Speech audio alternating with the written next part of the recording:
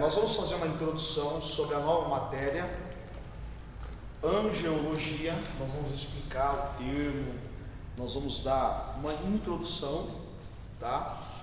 E logo em seguida nós iremos fazer a prova sobre trindade. Bom, eu quero utilizar um texto bíblico de Gênesis capítulo 1, versículo 1. Gênesis 1.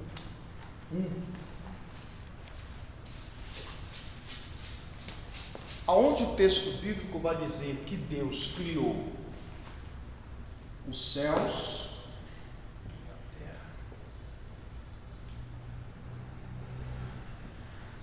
Depois criou a terra.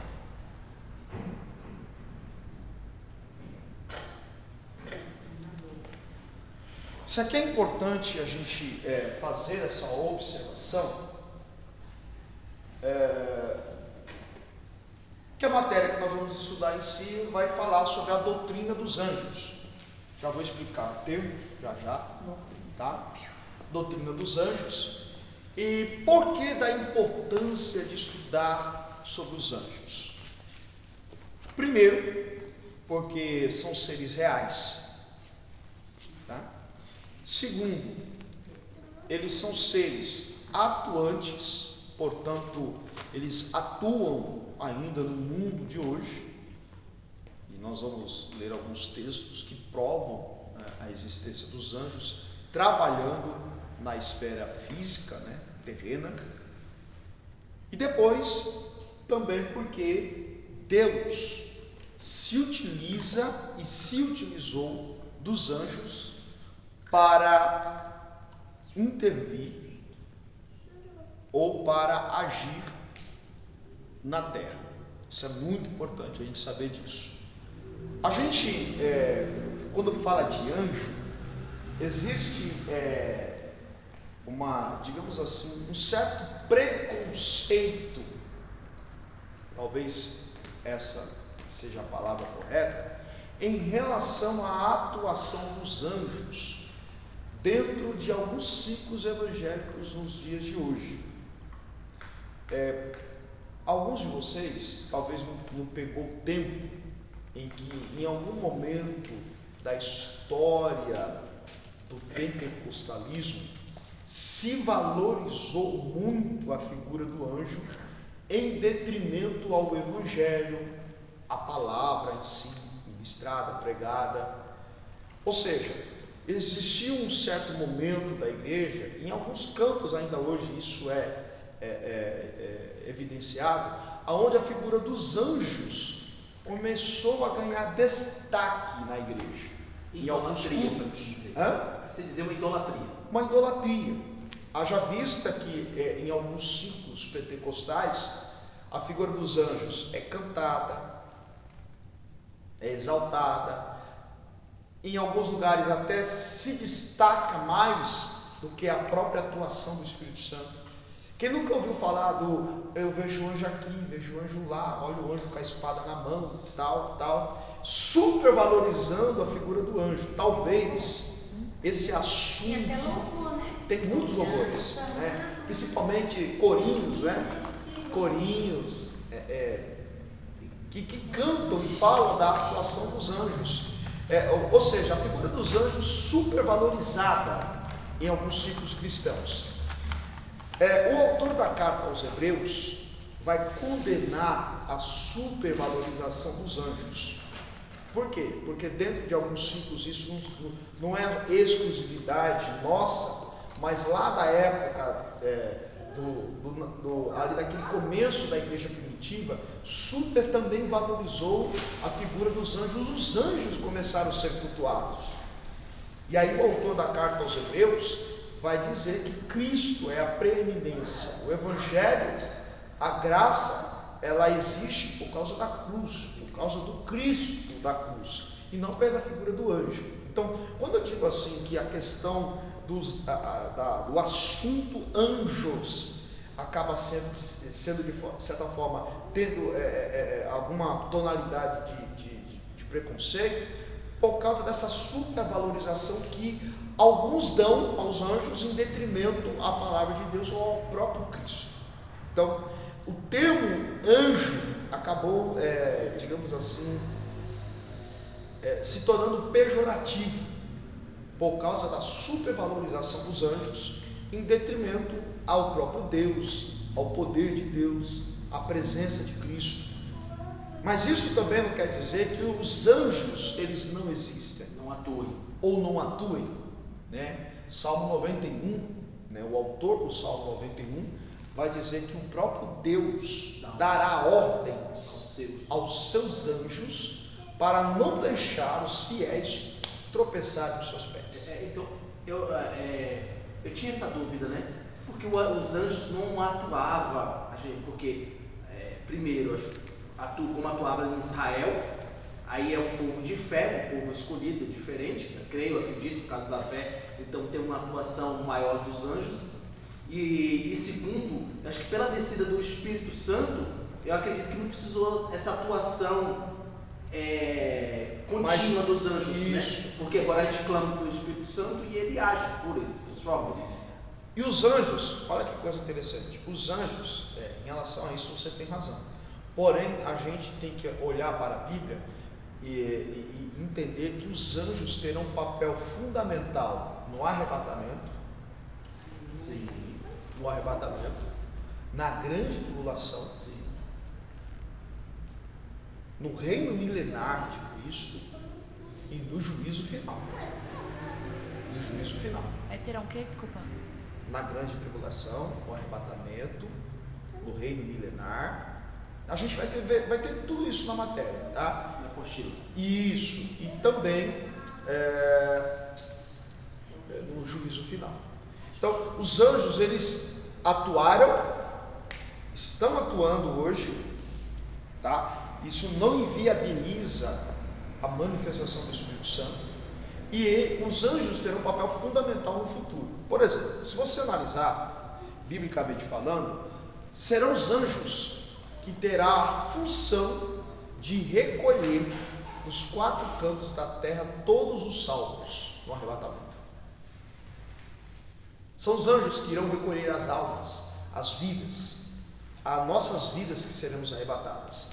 Cristo, pelo poder do Evangelho e do Espírito Santo, ressuscitará os que morreram, salvos, e nós, os que ficarmos vivos, seremos levados aos céus pelos anjos. Então, olha que coisa, se você analisar a cronologia do arrebatamento, Paulo diz que uma trombeta vai tocar. E aí a gente não pode encarar essa trombeta como algo literal, uma trombeta tocando. Isso não é literal. A gente tem que entender dessa forma, né? Pode ser que haverá, né, sonidos de alertas anunciando o arrebatamento, mas esse soar da trombeta está ligado a sinais que são como uma trombeta. A gente precisa encarar essa questão do soar da trombeta não como algo literal. A Bíblia não está somente falando sobre isso. A Bíblia está falando, e a Bíblia dá respaldo para isso, a gente vai ver no decorrer da matéria, principalmente quando a gente for falar sobre escatologia, que esse arrebatamento, esse soar da trombeta são anúncios, são prévias. Por exemplo, quando se toca uma trombeta dentro do campo bíblico, principalmente do Antigo Testamento, uma trombeta tocando anuncia a chegada do novo rei, a chegada de um novo reino. O soar de uma trombeta para o povo israelita no Antigo Testamento era organizar-se para a guerra, ou chamado para a guerra. Então, quando se tocava a trombeta em Israel, era justamente para o povo se preparar para algo novo. Quando você transmite isso para o Novo Testamento, principalmente para a questão do arrebatamento, não terá essa trombeta, que quando a gente fala de trombeta de Deus, a sensação que nós temos é que Deus vai pegar uma trombeta e vai tocar essa trombeta. Não quer dizer que não possa ser. Não quer dizer que não seja isso. Não vai ser isso. A Bíblia está mais associada ao toque da trombeta e sinais da volta de Cristo.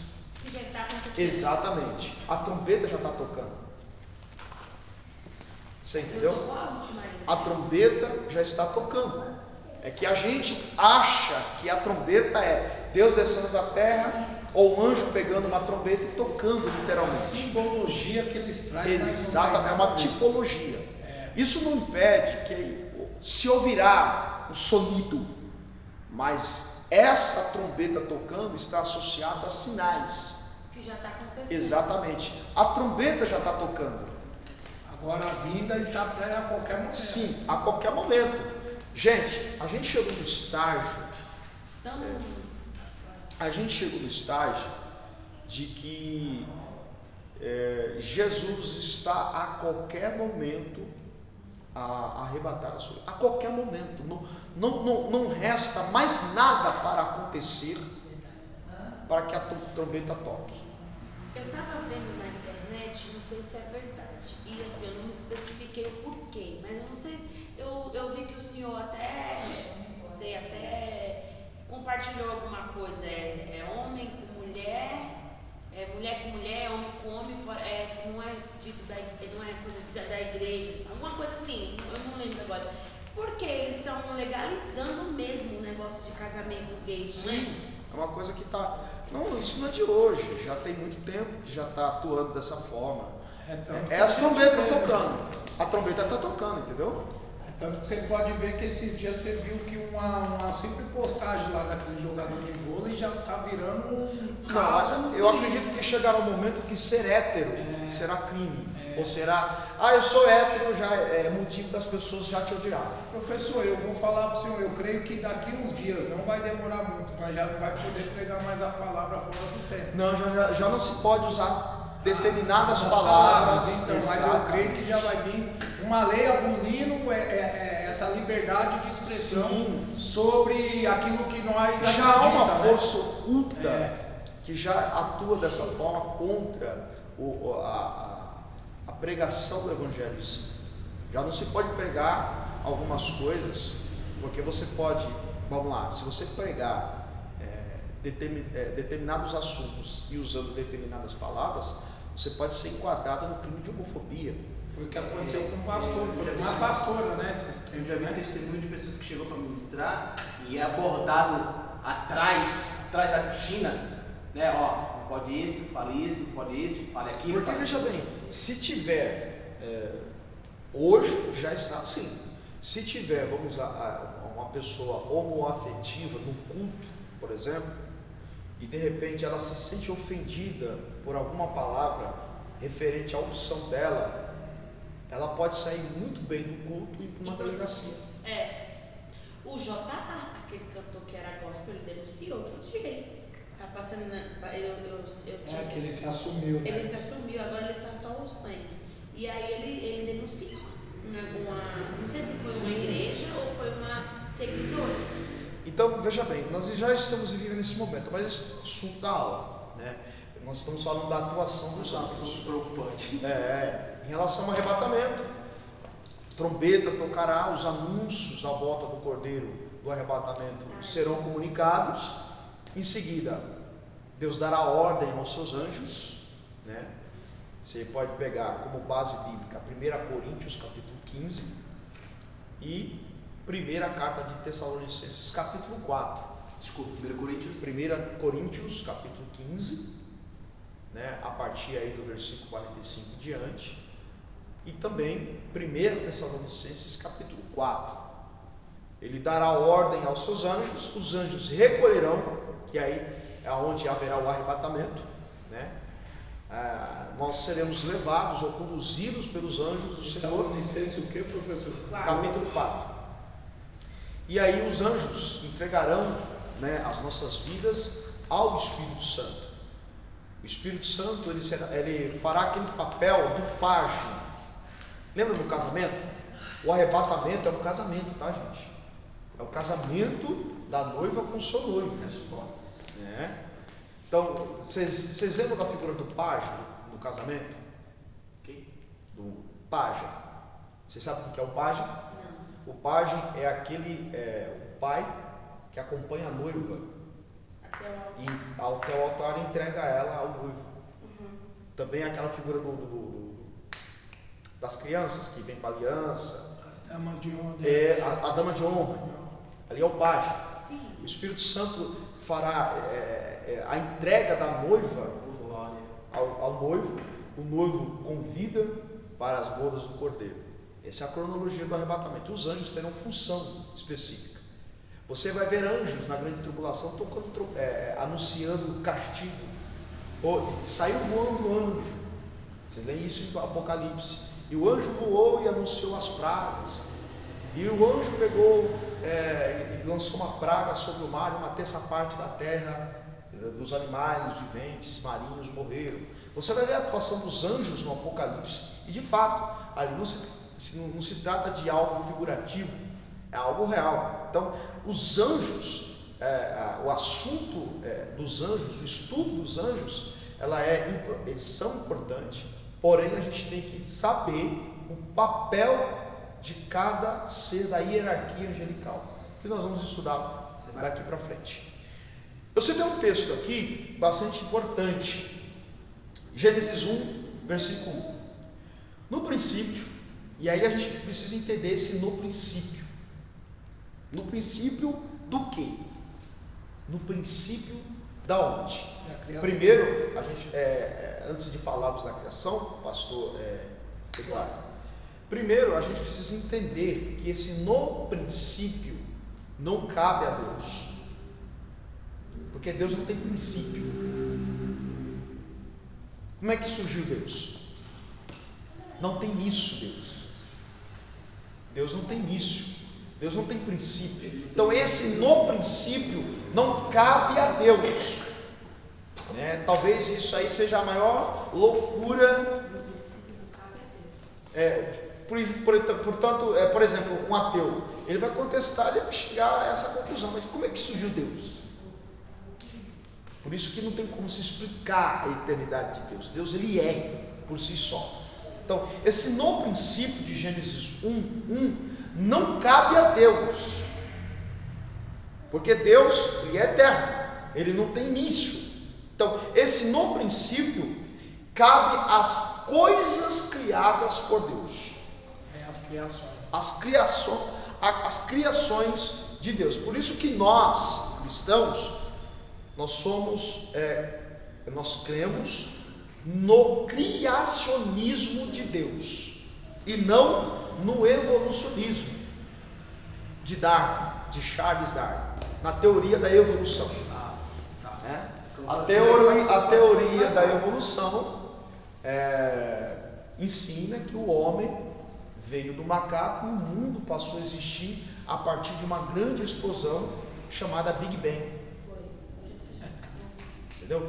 Houve uma explosão e aí entra em série uma série de átomos, enfim, eu não vou estudar aqui, falar sobre física, que não é minha área, que ali gerou-se moléculas que começou a gerar vida, e essa vida foi se reproduzindo, e existe o planeta hoje.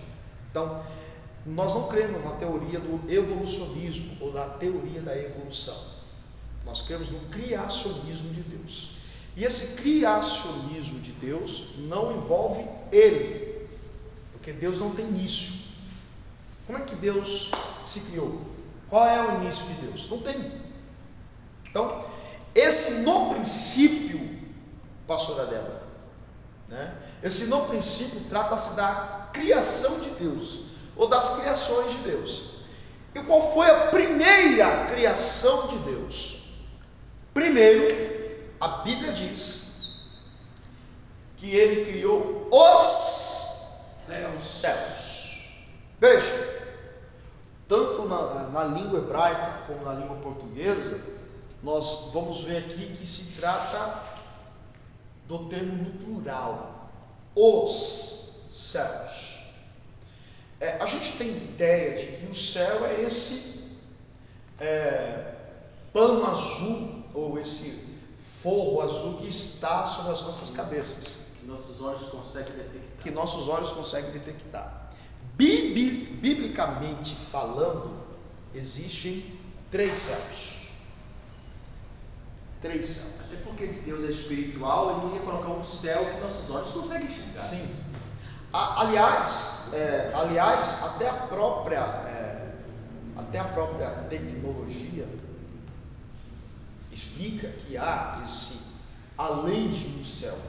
Vamos entender, biblicamente falando, que nosso assunto é Bíblia, vamos entender esses três céus, né? Biblicamente falando. Deus criou os céus. Primeiro céu é o céu atmosférico, é a nossa atmosfera, a atmosfera terrena. Esse primeiro céu é esse plano azul, né? Cheio de estrelas, o sol e a lua. Isso aí que Paulo cita, né? Esse é o primeiro céu. O primeiro céu é o atmosférico, a atmosfera terrena. O segundo céu trata-se da galáxia, aonde estão ali inserindo o Sol, a Lua, as estrelas, os outros planetas, porque é comprovado cientificamente a existência de outros planetas, o que eles ainda não provaram a existência de vida nos outros planetas, e eles não vão conseguir. Vida só há no planeta Terra. Eles podem, por A mais B, provar, mas em Marte encontraram água, mas não encontrarão seres humanos ou criaturas vivas. E aí alguém pode acreditar, até questionar, mas em relação aos OVNIs, a disco voadores, por exemplo, é comprovado? Enfim, gente, vamos tentar aqui tentar trazer para o mundo espiritual. Se houvesse vida em outro planeta, primeiro, a Bíblia deixaria claro isso. Isso é um ponto questionável. A Bíblia é a nossa regra de fé, sim ou não? Sim. A gente crê o que a Bíblia diz. Sim. Quando a Bíblia se silencia, o que sobra são as especulações, as teorias, enfim. Bom, eu vou dar a minha opinião em relação a OVNIs, a discos voadores. Existem vídeos, enfim, uma série de situações. Eu não creio em ETs, não existe ETs, tá? Pode se provar mais A, mais B, mas a NASA tem lá, enfim. Se a Bíblia não dá esse respaldo, eu não creio. O que eu creio são em manifestações espirituais no mundo espiritual, tanto provocados por Deus, quanto provocado por Satanás. Porque veja bem, qual que é a principal função do nosso adversário? Descaracterizar a criação de Deus. A glória de Deus. A glória de Deus, descaracterizar a criação de Deus. E qual que é a principal criação de Deus? O homem. Sim. Então, o diabo, isso é minha opinião, tá?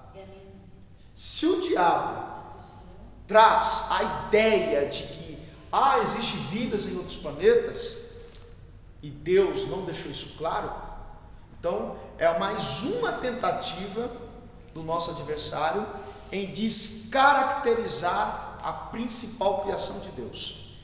Outra coisa, a Bíblia diz que o diabo se transforma em anjo de luz. Isso trata do poder da metamorfose do diabo. O diabo pode fazer o que ele quiser, em sinais, maravilhas. Cristo, em determinado momento, disse que viu o diabo como um raio caindo. Um raio caindo. A gente poderia interpretar como se fosse um disco voador. Você entendeu? Vamos lá. Male comparando. Então, enfim, esquece essa questão da ufologia. Pode sim haver água, algum átomo, alguma coisa semelhante ao que se encontra na Terra. mas não vai encontrar vidas, seres humanos em outros lugares. Rapto, alguém que foi raptado, foi levado, não esquece isso. Mas como Deus tudo ele fez e tem um sentido, eu acredito que nessa criação aí tem algum sentido. Tem algum Mas, sentido que é desconhecido da humanidade. Que é desconhecido no nosso alcance. Né? Então vamos supor que Jesus veio para salvar o homem ou o ET? O homem, ó. Então a gente já descarta essa questão dos OVNIs, enfim, de vidas extraterrestres. Então voltando ao assunto que nós estávamos falando, Deus criou os céus. Então o primeiro céu é uma atmosfera, o segundo céu é onde está centralizada a galáxia, né? Fora da atmosfera, né? Onde ali estão as estrelas, o Sol e a Lua. E o terceiro céu é além dos céus das galáxias, galáxias, onde está centralizado o trono de Deus. Existem crenças de haver que ensinam que há outros céus, mas nós cremos no terceiro céu. Por que nós cremos? Primeiro, a Bíblia fala de terra, atmosfera, primeiro céu. A Bíblia fala de estrelas, Sol, Lua, segundo céu. E a Bíblia fala dos céus, que é o trono de Deus. Paulo disse que ele subiu até o terceiro céu. E nesse terceiro céu, disse Paulo que viu coisas inefáveis, que não era lícito falar aos homens. Coisas que não se podem falar, ou que não se há